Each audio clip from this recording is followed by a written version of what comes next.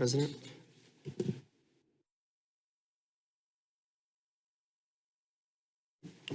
Okay, our first speaker is Peggy Serino. First speaker is Peggy Serino.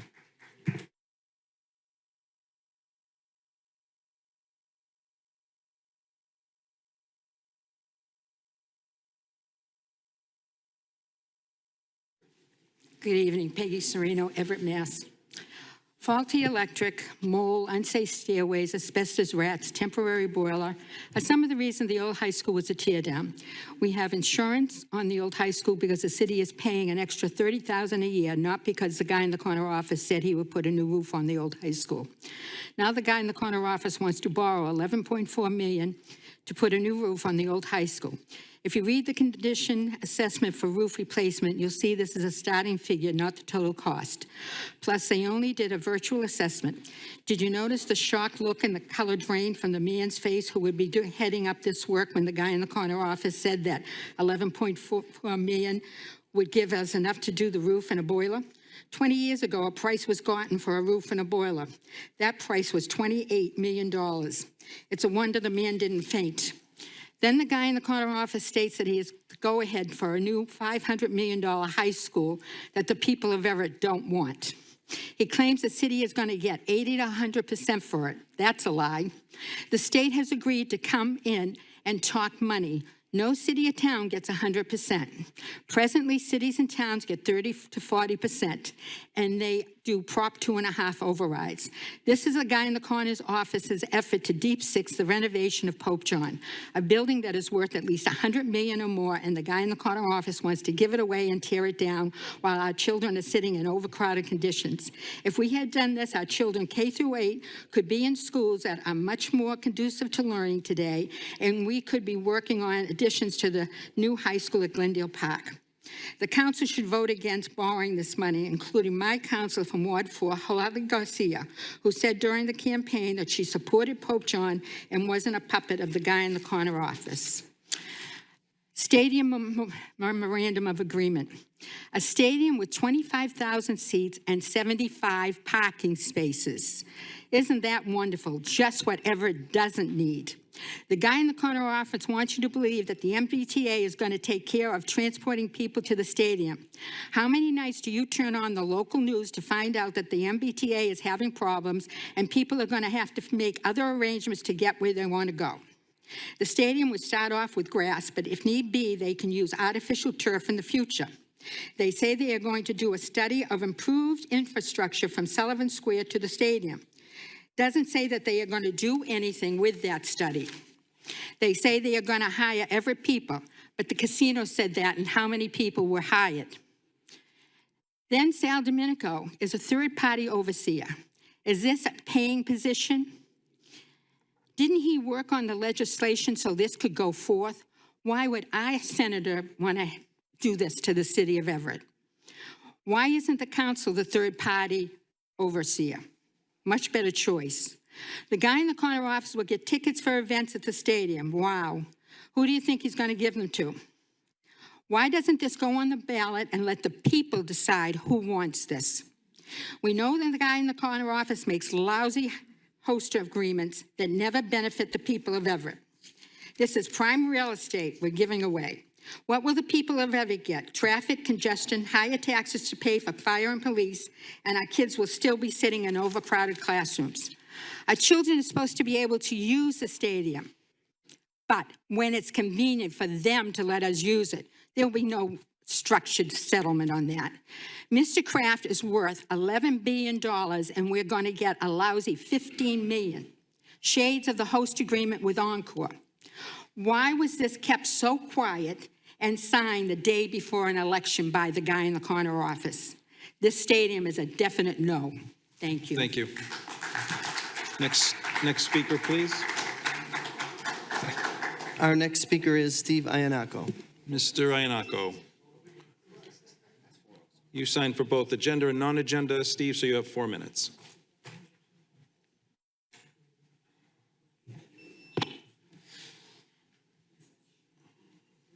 Good evening, councilors. Evening.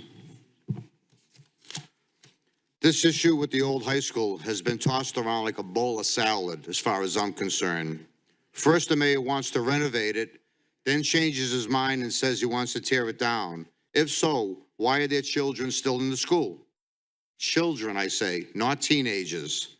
I hear you can't even go up to the 4th floor, it's so bad. Now you want to use taxpayers' money to fix the roof and boiler system because the insurance is going to lapse. What a waste of taxpayers' money again. Who knows what else they'll find that needs more fixing that'll cost the taxpayers even more money. If the school is not safe, children should not even be in there. Either tear it down, make senior living there, and put the $11.4 million into Pope John. If all this was executed correctly and addressed in a timely fashion, we wouldn't be talking about this anymore. It would be behind us. And Pope John will be open by now, also taking care of the overcrowding in the schools by now. The petulant child mayor has to be put in his place and be accountable. Our neighborhoods are being destroyed by overbuilding, extremely excessive traffic, and now you want to put in a soccer stadium in with little to no parking. You think taxes are going to go down when the casino was here? Nope. What do you think the soccer field is going to do? You think it's going to help our taxes? It won't. The taxpayers of Everett are fed up with all the back and forth games. Do your jobs for the tax-paying residents who pay your salary. And on another note, it was purely disgusting what the advocate put in the paper about John Popolo. Also, the ankle bracelet on Tony Raymond is a joke. Should have never been put on him, and he is no threat. The petulant child Carlos and his administration are not good for this city.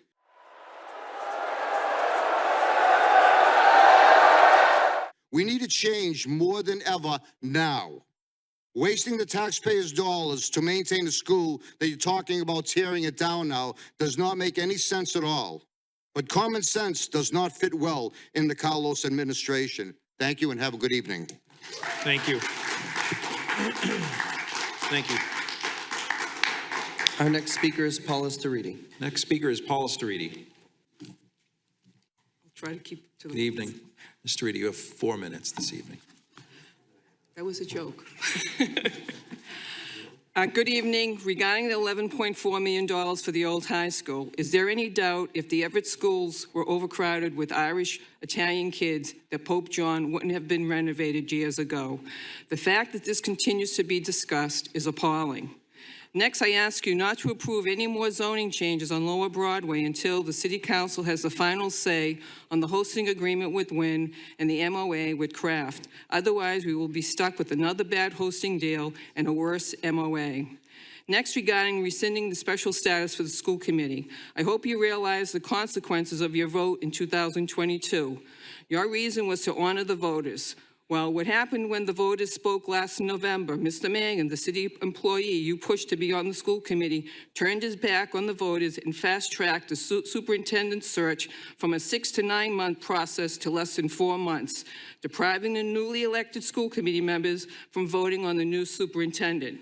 So your vote in 2022 has cost the taxpayers so far about $500,000, and now the school committee and the mayor are facing a federal lawsuit that will no doubt cost the taxpayers millions of dollars more. When you passed this exemption, you also submitted changes to the charter. It's been over 2 years, and these changes have still sitting on the senator's desk. When has any charter change taken this long? As a result, we now have an elected school committee member, Joe LaMonica, on the city payroll. What should concern you all is LaMonica filed a conflict statement in November 2023 stating he was working for the DPW as a night watchman making $67,000 a year. He actually wasn't hired until January of 2024. It gets better. To accommodate him making school committee meetings, his 4-night schedule was changed to 2 nights and 2 days. So I hope you realize you put a big fat for sale sign for the school committee to vote to support the mayor's agenda.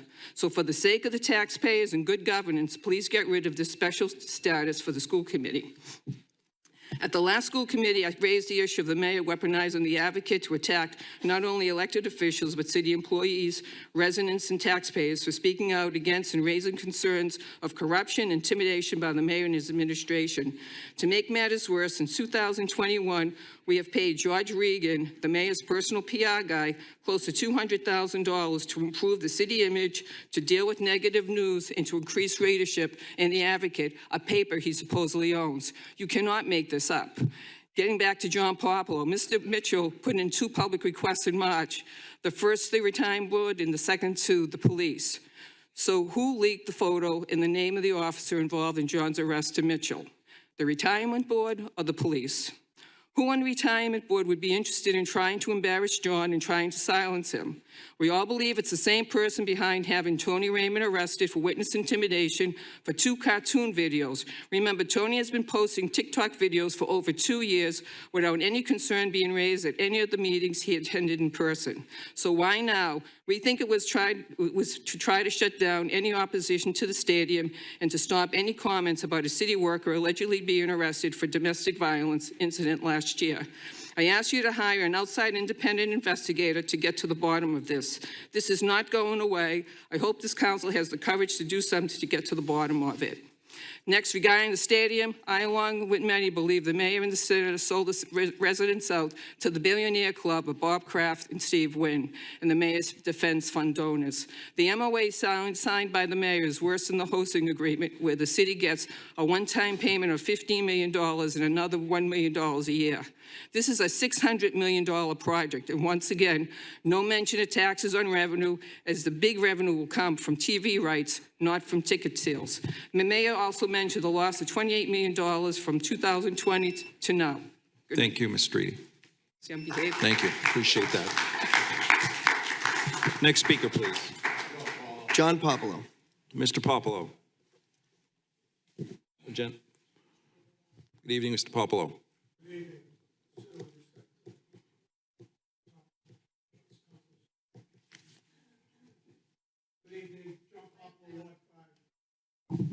John Popolo, Ward 5. Councilor Smith's proposal for residents to report parking violations in real-time system is a very good one. Sounds similar to what we had for constituents with 311 before the administration took away the ability for residents to input and track requests. I wonder where the transparency went on 311. Bring 311 transparency back, add the parking violation process to the same system. It should be easy.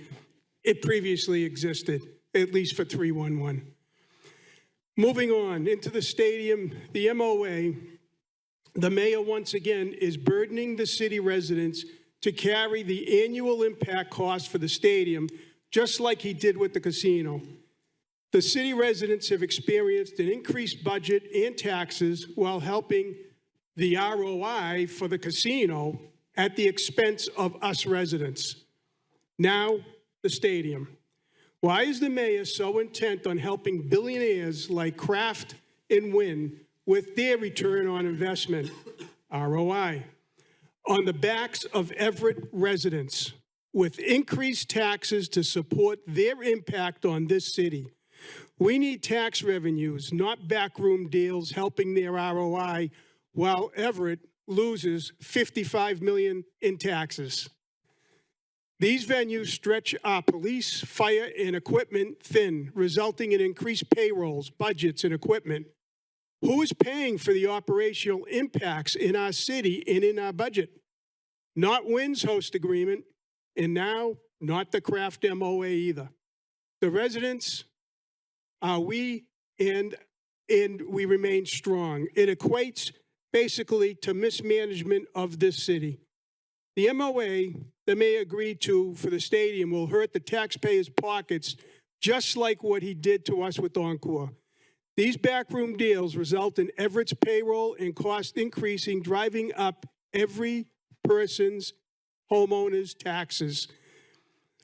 The mayor has lost his way. Residents should come before billionaire developers' return on investments. Residents' pockets should not be sacrificed for the donor billionaires' ROIs. This board should force him to put residents first because no longer knows how to do that, not even with the children's overcrowded school situation. Speaking of transparency, what's the latest on the casino host agreement? Seems like that is being done in a back room again.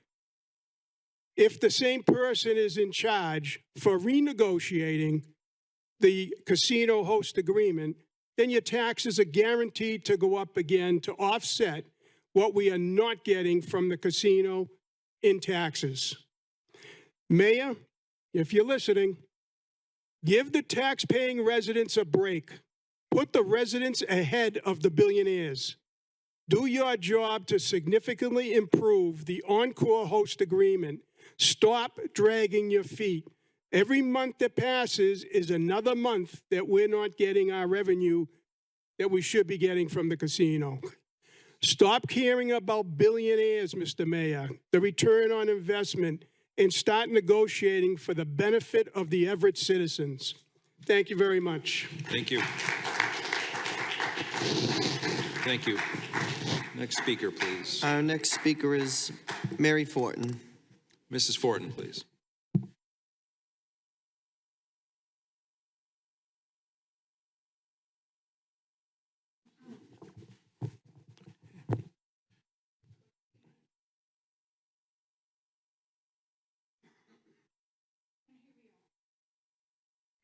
Again, here we are. How many? 3 years I've been coming to this. 3 years. We've been promised things and lied to, and our taxes go up. Is this any way to run a city? The administration does not know what he's doing. Whatever he's doing is for his own good. It's not for the good of the city. I can't understand why someone would do this. They want to be in charge. They want to run a city, but they don't want to take the responsibility that goes with it and making the hard decisions that have to go with it, because the decisions he's made are not beneficial to the taxpayers of the city. Many things should have been brought up for vote to the city taxpayers. Nothing. It's done. I'm tired of it. I'm sick of it. I'm not made of money. Keep raising taxes, people are going to leave. And of course, that doesn't bother him at all, because that's just somebody that's not going to be here complaining. Stand up for the residents, please. School committee, too, needs to do the same thing. Have an audit done. I've talked to Andrea DiZoglio. She's more than welcome to come out and do an audit. All you have to do is ask. I can't ask. It has to be by the councils or the school council. It has to be done.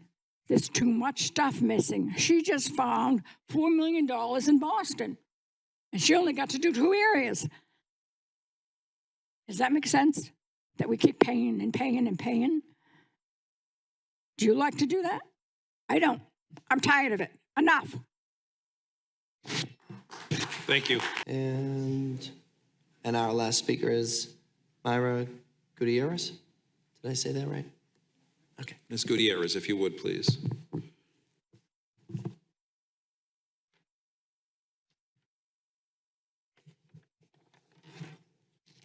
Hello, my name is Myra Gutierrez. Today I will be talking about a non-agenda item, but I feel the importance to speak about this, not only because it's my opinion, but as we heard this evening, it's something that our people care about. The proposal to build a stadium near the Encore Casino is redundant and oblivious due to existing congestion in this part of our city. Traffic issues alone in that area of the city make the thought of developing this area more than it already is. Sounds absurd. Commuting challenges to neighboring cities like Somerville and Boston could significantly impact residents who may be going to work or school. Navigating through Everett alone might become overwhelming amidst the anticipated disruptions if this proposal were to come to fruition. As an Everett resident, it is crucial to express my concerns, which are widely shared among the vast majority in our city. The city's current construction landscape is already saturated with new establishments, such as restaurants and residential complexes. Further development could worsen existing issues. Prioritizing the physical and mental well-being of the community should be the first and foremost, rather than focusing solely on expanding infrastructure to bring more attention to our city. Thank you. Thank you very much. Motion to We have close no public further participation. speakers. Second. Motion has been, oh, I'm sorry. Senator Domenico, did you want to participate I remotely? rescind my motion. I'm sorry. Second.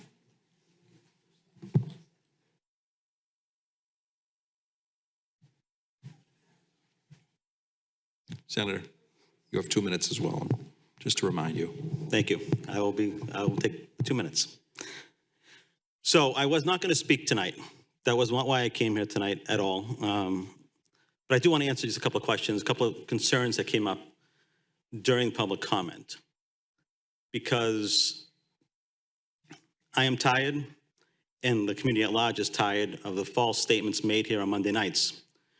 And, you know, I will repeat what I said at the school committee meeting, that I care about this community every day, every week, and all throughout the year, not just a half an hour on Monday nights. So let's clear up some misconceptions quickly. There is no MOU with the city and the Crafts. The MOU was put together with the environmental groups. They brought it to their attention, they initiated, and they were largely in the room negotiating this, and they are the ones that actually insisted on language that said a stadium only if the DPA is lifted. There is no process in place where a shovel goes into the ground if the DPA is lifted. There is an extensive public process. MEPA and Chapter 91, because it's a waterfront property. That is why the DPA is lifted to get to the public process. That is when a host agreement is negotiated. After that has happened, there is no process if the DPA is not lifted. That is what we had at the hearing at the State House, where my words again were misinterpreted by some folks when I said that there was ample opportunity for the environmental groups to be part of the process, and some chose not to. Conservation Law Foundation, and I will say their name twice, Conservation Law Foundation was at the table. They chose to not participate in the final agreement because they didn't get their way on the final couple of pieces that they asked for in negotiations. They were at the table the entire time.